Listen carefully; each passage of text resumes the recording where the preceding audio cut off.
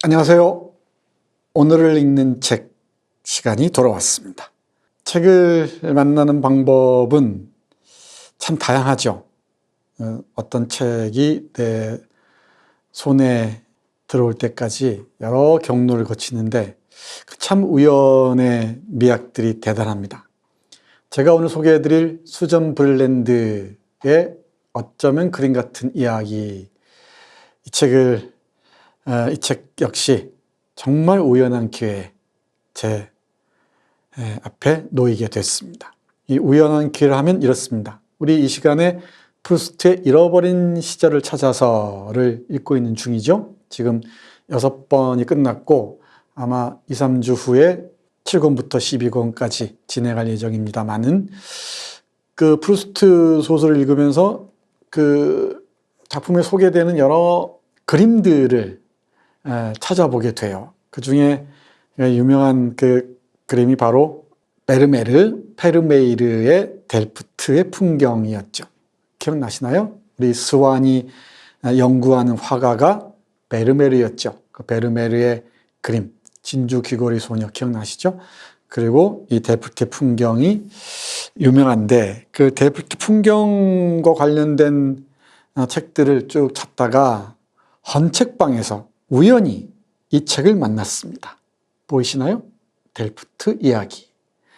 이 델프트 이야기가 바로 요하네스 베르메르가 그린 델프트 풍경을 하나의 모티프로 해서 그 네덜란드 델프트라는 곳의 이야기를 쭉 펼쳐낸 소설입니다. 소설.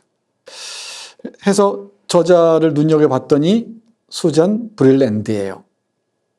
근데 또 더 찾아봤더니 수전 브릴랜드는 그림을 모티프로 해서 소설을 쓰는 작가로 잘 알려져 있었습니다. 바로 이 책도 그 중에 하나입니다. 수전 브릴랜드 장편소설 뱃놀이 하는 사람들의 점심. 많이 본 그림이죠. 르누아르의 그림입니다. 르누아르를 이렇게 르누아르의 삶과 생활들을 그림을 매개로 해서 펼쳐 보여주고 있는 대장편 소설입니다. 정말 재밌습니다. 19세기 말 그 프랑스의 지성사, 예술사를 소설의 형식으로 읽을 수 있다는 것 대단히 매력적이죠. 다 이 수전 브릴랜드의 책입니다. 그러니까 그림을 세계적으로 뛰어난 그 회화를 모티프로 해서 소설을 써내려간 작가 수전 브릴랜드. 그 작가의 작품 중에 하나로 단편소설 모음집인 어쩌면 그림 같은 이야기가 오늘 소개해드릴 책입니다. 그림으로 읽는 소설, 소설로 보는 그림이라는 부제가 달려있는데요. 여기에서는 이 그림을 보면서 그림 속으로 들어가서 어떻게 이 그림이 그려졌는지를 상상하는 거예요. 그 이야기를. 그 화가 이야기일 수도 있고 아니면은 자기 주위 이웃 사람의 모습일 수도 있고 또 자신들의 이야기일 수도 있고 그 이야기들을 그림과 연결시켜서 쭉 소설로 펼쳐 보이는 대단히 재미있는 책입니다. 그림 좋아하시는 분들 그리고 그림과 함께 소설을 읽고 싶으신 분들 이 책 읽으시면 많은 아이디어를 얻을 수 있을 것으로 보입니다. 그림을 쓰는 작가라고 저 표현했는데 이 어쩌다 그림 같은 이야기, 그림을 쓰는 작가 수전 브릴랜드의 단편소설 모음집입니다. 17편의 단편소설이 실려 있습니다. 마네의 올랭피아, 시로락이 하나 걸치지 않은 채 당돌하게 정면을 응시하고 있는 여인. 이 여인이 바라보는 사람은 과연 누구일까? 모딜리아니는 무슨 이유로 번번이 눈동자를 그려넣지 않았을까? 그림 속에 담겨져 있는 화가들의 사적인 이야기와 생활 속에 다양한 형태로 존재하는 예술에 대해 이야기하는 17편의 단편소설을 수록하고 있는 책, 바로 어쩌면 그림 같은 이야기입니다. 이 표지 그림인데요. 표지 그림은 칼 라르손이라는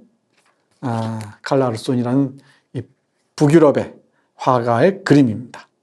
일상의 모습을 꾸밈없이 그리고 있는 화가로 알려져 있다고 하네요.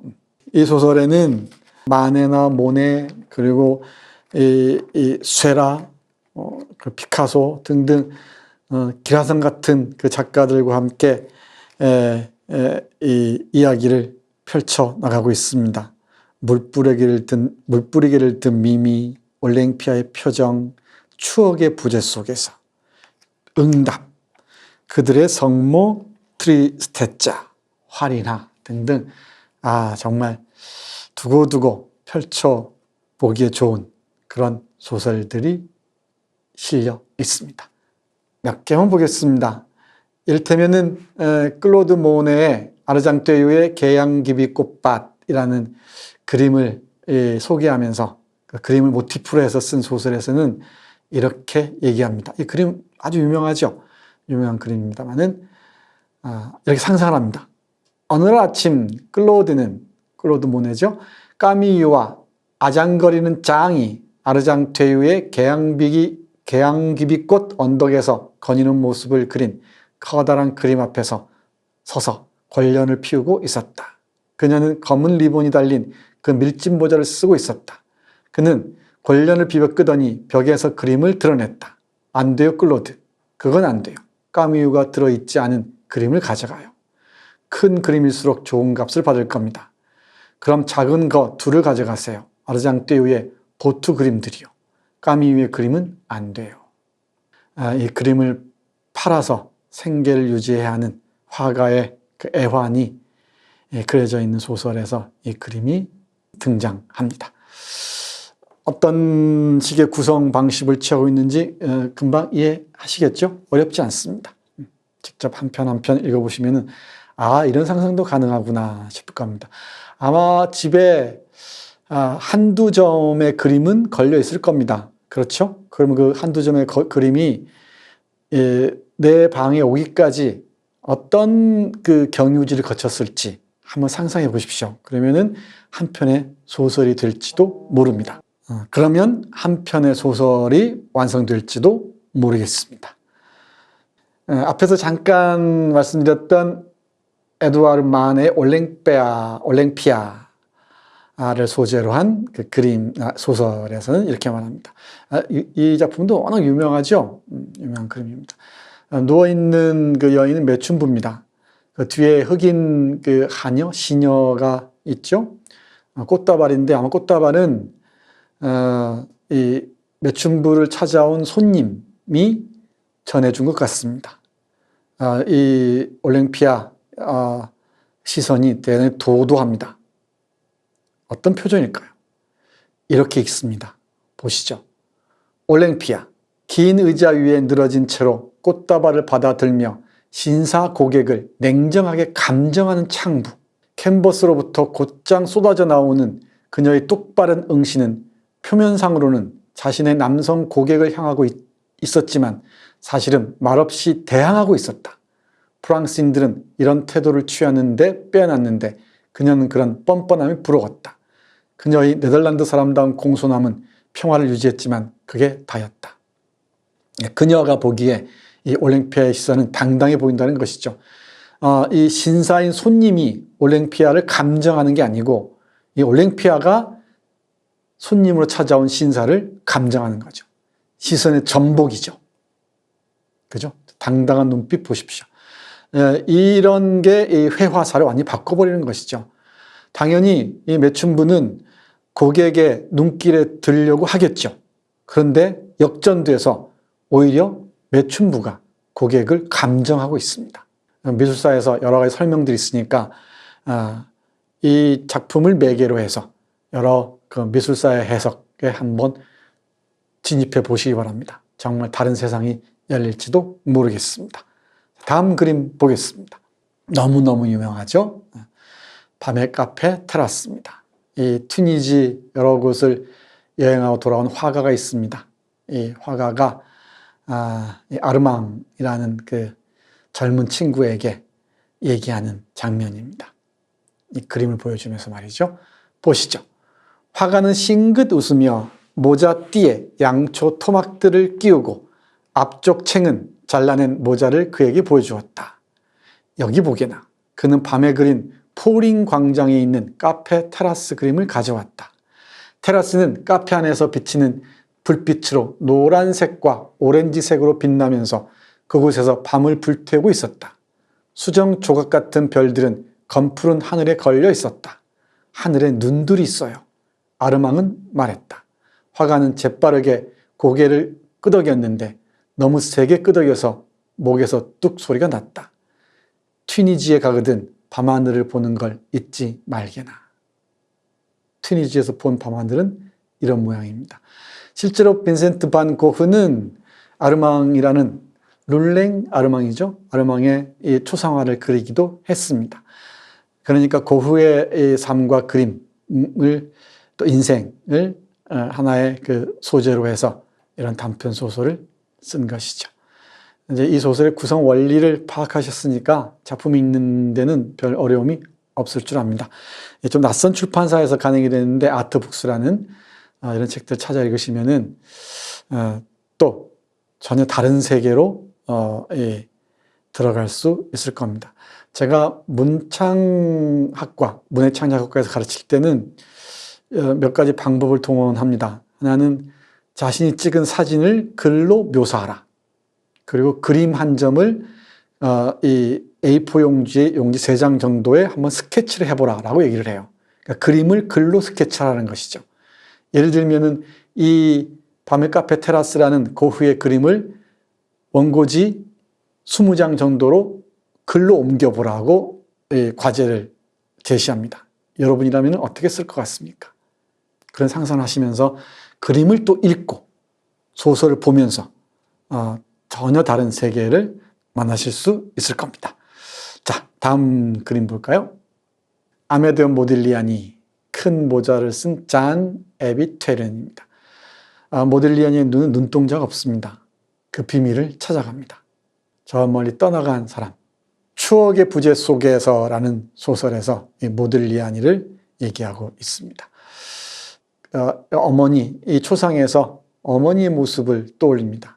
사라진 이 세상에 없는 어머니의 모습을 한번 보시죠. 그녀의 주위에 온통 어머니가 있었다. 그녀처럼 붉은 갈색 머리카락을 가진 진짜 여인이 있었다. 뜨거운 파도가 그녀를 휩쓸었다.